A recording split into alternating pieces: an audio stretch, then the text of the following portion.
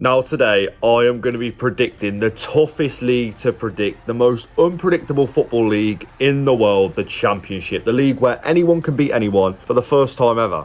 I have never done this before, simply because it is such a hard league to predict. But today, I'm going to get down to business. I'm going to be going from 24th all the way up to 1st, where I see every single team in the league finishing and why. I'm sure you're going to disagree with me. Last time I did a video in this room with a tier list, I got a lot of people disagreeing with me. So let me know in the comments what you agree with, what you disagree with, where you see your team finishing. Also, it would be nice if some of you maybe put in a 1 to 24 prediction in the comments as well. Without further ado, I've got trusty old tier maker up. We're going to start off with the 3 relegated teams then. 24th place, I have gone with newly promoted Derby County. They finished last season in 2nd place. They've offloaded the likes of Martin Waghorn and Dwight Gale, and they've made a couple of decent signings. So why do I have Derby finishing 24th? Mentioning them signings, we've got Jerry Yates. He's coming on loan from Swansea, but why? I mean, a couple of seasons ago, he was a decent striker for Blackpool. He did get relegated with Blackpool, but he was a little bit like a diamond in the rough. Nathaniel Mendez-Lang, Corey Blackett-Taylor, James Collins, a couple of players that can, score goals here and there. In League One, I just feel like they've got a decent League One side, but there's no Championship quality in there. Yes, I mentioned Jerry Yates had a good season a few years ago, but why don't Swansea want him? I don't see Swansea finishing any higher than maybe 15th, 16th. We'll get onto Swansea later on in the video. Aaron Cash and Sonny Bradley, some players that, are decent at this level, but for me, I don't think Derby are going to have a great season. On to 23rd then, I've got another one of the newly promoted sides, this time Oxford United. The Yellows went up via the playoffs, but they finished on 77 points, and Josh Murphy, who scored the winner that day at Wembley, has gone to Portsmouth. But away from Brannigan and Rodriguez, I feel like they've still got a very mid-table-ish League One side. That's why I put Oxford 23rd. I do hope I'm wrong with Oxford, by the way, because I like the fact they're in the Championship. Maybe get a 4th stand, though. 22nd, the 3rd relegated team. So if you're not this team and you're not Derby or Oxford, you're staying up at least. It is Blackburn. Now, Blackburn have got a few players that I like in Dom Hyam and Kyle McFadzean, 2 players that were brilliant for us. But McFadzean's 37. It's been a debate since he was, 33, 34. Does he have one more season in him? Just quickly looking at the other players they've brought in. Andy Vyman, Danny Barr, 2 players that are like 33 and they're not at the peak of their powers anymore, especially Andy Vyman. I think John Eustace is a good manager, just this isn't his project. This isn't Birmingham City, and he was doing really well there. He got them in the playoffs at the start of last season, but when he was sacked,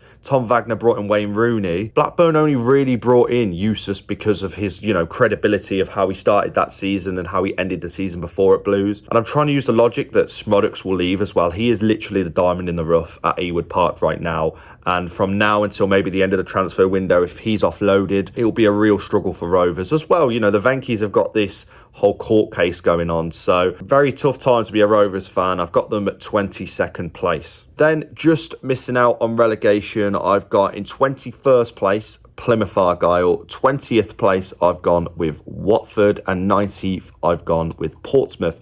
All 3 of these sides I feel will flirt a little bit with relegation. Plymouth Argyle have brought in Wayne Rooney, and I'm not the biggest fan of him as a manager, but there must be a reason why these clubs are bringing him in, and it surely can't be the fact he was just a good footballer. There is obviously the chance that it will work out for Rooney, but if it doesn't, if they get rid of him, bring someone else in, they'll keep Morgan Whittaker, I think Plymouth will be all right. Watford, however, I think out of these 3 teams are the one that probably wouldn't be expected a couple of seasons ago to be flirting with relegation. Since the sale of Yao Pedro, Ismaila Sarr, this season Ishmael Kone, they haven't replaced these players. They brought in Musa Sissoko on a free, Jonathan Bond, just aging players. Just quickly scanning this Watford side, this is just a Championship team that I don't really see competing, struggling a lot of games. And as for Pompey, I think the loss of Colby Bishop is why I've got them in this position here. I think 19th place is a respectable finish for John Massinio and his side at Fratton Park. I'd love to see Portsmouth maybe do a little bit better, because I like going to Fratton Park. They're a good side. They haven't spent a penny, but they've made a couple of decent signings. Matt Ritchie at this level is decent at his age. Josh Murphy as well. Also look forward to see what Paddy Lane can bring to this division as well. So Portsmouth have got them in 19th. I think eventually they'll start to build up the table if John Massinio stays. What he's building right now at Fratton Park I think is great, and I can't see them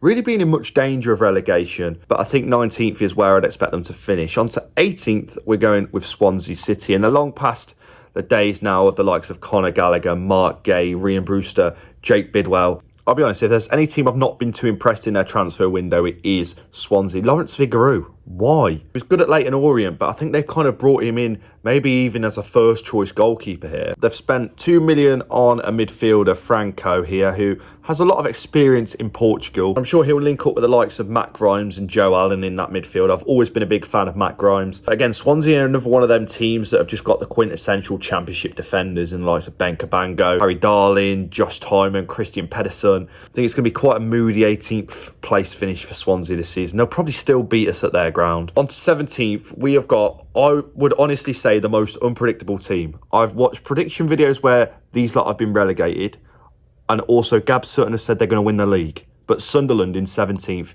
I think they're just doing all a bit of nothing at the moment. I can see the project they're building. I can see they're trying to sign young players and build them up and eventually push for playoffs. If they lose Jack Clark, it's going to be a really big miss for that side. He's definitely been a standout in what was last season really just a meh championship side. I know the season before they pushed for playoffs and they went on a really good run, but I'd say since maybe October, November last season, and then they brought in Michael Beale, they've not impressed me at all. In 16th, I have gone with Hull City. Now, this is just based off the fact that maybe they'll make one or two signings, but they've still lost Jacob Greaves, Jaden Philogene, Aaron Connolly, Tufan. I mean, they've lost the core of that squad. Carvalho as well, who was on loan there last season. They've lost all them loan players. The signings of Ryan Giles and Cody Drama are decent. For me, I don't really see the Tigers pushing for anything this season. And it's a shame because I feel like they've thrown the money at it the past couple of seasons to go and get promoted. And last year, they were one of the best sides I saw in the Championship. You know, Philogene alone, and as well Jacob Greaves, really.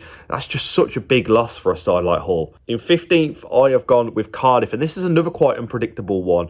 I mean, we're talking about another team that are going to at least turn us over once next season. I think Cardiff had a really decent window. Anwar El Ghazi, Chris Willett, Callum Chambers, some experienced players at championship level, but they've not thrown any money at it, really. The players they have lost in Romain Sawyers and Shea Ojo are not championship quality players, especially at this stage of their careers. I think Cardiff will do all right, but I mean, bar Perry NG, they haven't got any big standout players. And for me, I've got Cardiff in 15th, just a mid-table finish. They'll be safe. 14th, I've gone with the Potters, Stoke City, and I've been quite impressed again with their window. But this is Stoke. They're going to finish 14th. I think I could sit here now and say Stoke have signed Lionel Messi, Kylian Mbappe, signed Bellingham. They've signed Jake Bidwell.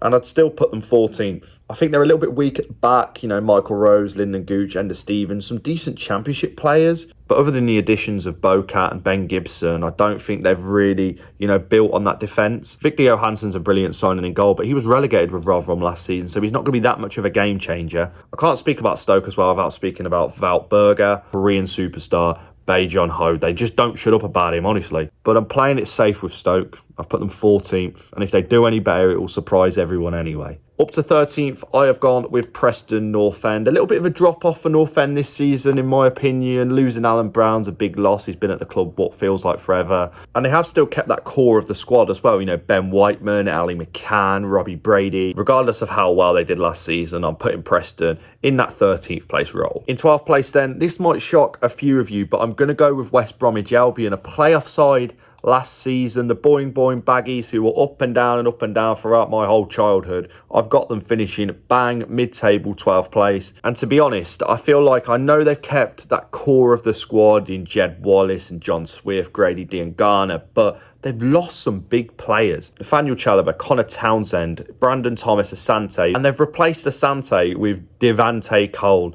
Need I say more? Up to the top half then in 11th place is Bristol City. Again, playing it safe a little bit here. I can't see Bristol City really challenging for the playoffs as such. I do still see them as a mid-table side. They've lost the older players in their squad, like some Matty James, Andy King, Andy Vyman. Brought in a couple of young strikers in Sinclair Armstrong, Fali Meulu. But I think, 11th place under Liam Manning, I can see what he's building. He wants to build a young squad. He wants that experience to one side and build this squad up over a couple of seasons to potentially push for promotion, which I think is good. Bristol City, for the longest time now, have been branded the most boring club in the Championship. So it'd be nice to see them in a couple of years' time, maybe pushing for that top 6. But for me, 11th place for the Robins. In 10th then, I have gone with Millwall. Now, Millwall were flirting a little bit of relegation at some points last season, but then Neil Harris came in after a poor appointment in Joe Edwards. But gone are the days now at this boring Gary Rowett football. They've made a couple of decent signings. Macaulay Langstaff, who scored about 1 million goals in the National League and League Two. And I know he's never played at this level before, but he's, coming into his prime now. Him, Bradshaw, Kevin Nisbet is also probably going to push on this season. He didn't have the best of campaigns last year. I can see where the goals are coming from at the Den, as well as Japhet Tanganga on a free in the Championship. What a signing. I mean, Jose Mourinho was topping this lad to be playing for Tottenham week in, week out. And now he's at the Den. Can't doubt their experience in Jake Cooper, Ryan Leonard as well in that side. They've got some really good players. I think a 10th place finish is good for Millwall under Neil Harris. And is he the man to take them to the next level? I'm not too sure at the moment. Millwall fans, let me know in the comments. But I think 10th place is, where I'd expect Millwall to be. And then in 9th spot, I have gone with another London club in Queen's Park Rangers. Despite losing both Willock and Armstrong, the recruitment is quite weird. It's quite rogue. They're bringing in a lad from Switzerland, Spanish second division, Belgium, Portugal. But in saying that, this is similar to the method that Coventry have been doing. I mean, Sakamoto came from Belgium, Victor Torps come from Norway. We've been bringing in these players from other leagues, and maybe it'll work at QPR. Marty Cifuentes as well is a brilliant manager, and he proved last season how good he really is. He pushed QPR up and up the table, especially come the end of the season. They've held on to starman Ilias Chair as well, who has shown he's such a game changer at this level. Jake Clark-Salter is another player who they've retained. I know he's been linked to moves away from Loftus Road all summer, but if they can retain him, I think he's going to be brilliant for the squad. 9th place finish for Queen's Park Rangers, just missing out on the playoffs. And we're on to the final 8 now. I think these 8 are the 8 that I've really got to be pushing in the playoffs, wanting promotion. Their aim should be promotion. And in 8th place, I've got Sheffield Wednesday. Now, Sheffield Wednesday last season, if I'd have sat down and done this prediction video, would have genuinely been 24th. But honestly, I feel like they have one of the best managers in the league in Danny Rowe. And if they can retain Danny Rowe until the end of the season, I feel like they'll be a real threat to a lot of teams in this league. I think a lot of people are putting Wednesday high up, but I genuinely believe that Danny Rowe, as a manager, as he proved last season, can make a real difference to this side. So I've got Wednesday in 8th. We are moving up to the playoffs. Who do I have in 7th place, just missing out on the playoffs? And I am going to go with Middlesbrough. Now, Middlesbrough are a team that are top for big things this season, finishing in the top 6. Michael Carrick is rated highly by a lot of people, but you've got to remember, when they finished in the playoffs a few years ago, they had a completely different side. Ryan Giles at left back, Chuba Akpom, Cameron Archer, and they don't have that quality anymore. Now, looking at the Middlesbrough side 2 years on, other than Isaiah Jones, it's a completely different side. I just don't think they've got the quality to be pushing into top 6. I know they've got the likes of Hayden Hackney, Finn Azaz. Just don't put Middlesbrough in the top 6. And look, it's the most unpredictable league. I mentioned this at the start of the video. The difference in finishing 8th and 5th could be the matter of 2 or 3 points. So it's hard to predict this league. I've put Middlesbrough 7th. In 6th place, I've gone with Norwich. Now, the Canaries have obviously lost Sarah this season. It still remains to be seen if they'll keep Josh Sargent, but there's a reason they finished in the playoffs last year, which was a lot tougher than what I'd expect this season to be. I think the quality in the Championship now is a lot lower than what it was last season. 51 points and relegated for Birmingham. Usually it's 45 and survive. I think just off merit in the squad that they've already got, I think Norwich should be aiming for the Championship playoffs. Callum Doyle on loan as well is a very decent signing based off his spell at Coventry. I know he was injured last year at Leicester, but I think that's a good signing. 6th place for the Canaries. I don't think their summer business is over either, so don't be surprised if they do bring in a couple more game changers. In 5th place then, I've gone with Sheffield United. Now, if I'd have filmed this video maybe a week or 2 ago, I think I'd have put them just outside the playoffs, but they've made some decent signings. Harry Suter, Alfie Gilchrist, Callum O'Hare. I think he'll suit Sheffield United a little bit more. If they can retain Gus Hamer, there's no reason why these lot are not in the playoffs. Well, I know they start on -2, but I don't think that's going to have much effect on Sheffield United. 5th place finish for me. On to the top 4, and I'm going to go with Leeds. On my initial predictions a couple of weeks ago, I actually had Leeds winning the league, but they've lost that core of the squad from last season. Archie Gray, Somerville, Glenn Kamara in midfield, and the players that they have brought in, Joe Rodon at the back, Jaden Bogle, Joe Rothwell, Alex Cairns. I mean, I like Alex Cairns when he was at Fleetwood and Salford, but how much of an impact are these players going to have compared to the ones that they've lost? So I've put Leeds in fourth. I know a lot of people are topping them to win the league or finish second, but maybe even go on to win the playoffs here. I'm not going to pick a playoff winner because that's even more unpredictable. The playoffs are an absolute lottery. On to third place now, and I'm sure a lot of you are thinking, wait a minute, what's going on? I'm actually putting Burnley in third place here. And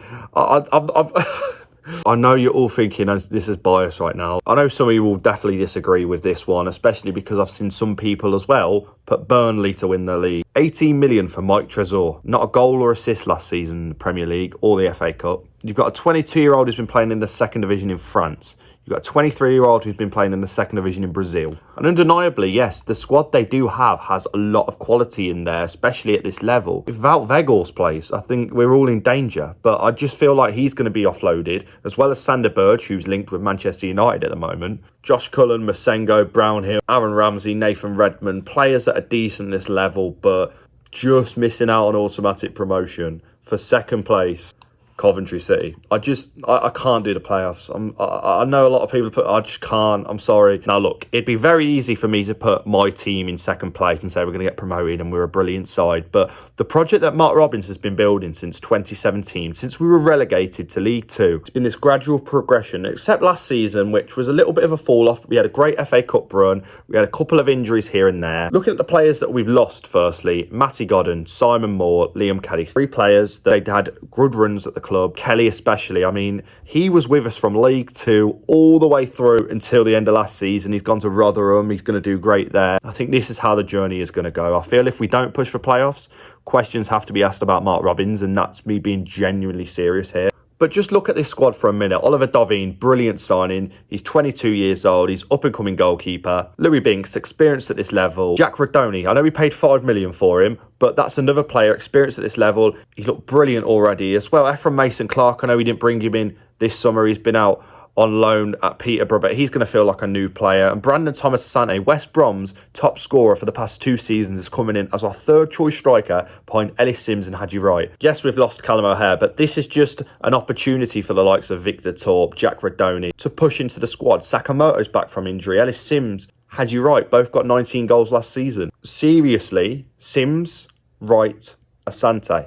There's 50 goals there. I'm genuinely putting all my eggs in the basket and saying Coventry are going up this season. On to first place, and that's Luton. Now, Luton are the sort of team that have always been just kind of overachieving in everyone's eyes, but I think Luton are going to do that again. They haven't made any big signings. A couple of young players from academies. They've lost Ryan Giles and Ross Barkley, but they've made 11 million there. I know Ross Barkley is a quality Premier League player. We saw that last season. We saw his quality. But it's their opportunity now to go on to win the league with what is quintessentially the perfect championship team that they were building last year. Andros Townsend in the championship. The same position as Taif Chong, who's joining the quintessential championship side with the likes of Jacob Brown, Elijah Adebayo, Colton Morris. I think there's not a lot of hype around Luton. They've not even had a new shirt. They've not made any big signings. It would be so Luton Town to go on to win the league. And right here is my final prediction. If you agree with it, let me know. If you disagree, let me know. Let me know in the comments where you see your team finishing. Like I said, I'm going to come back at the end of the season.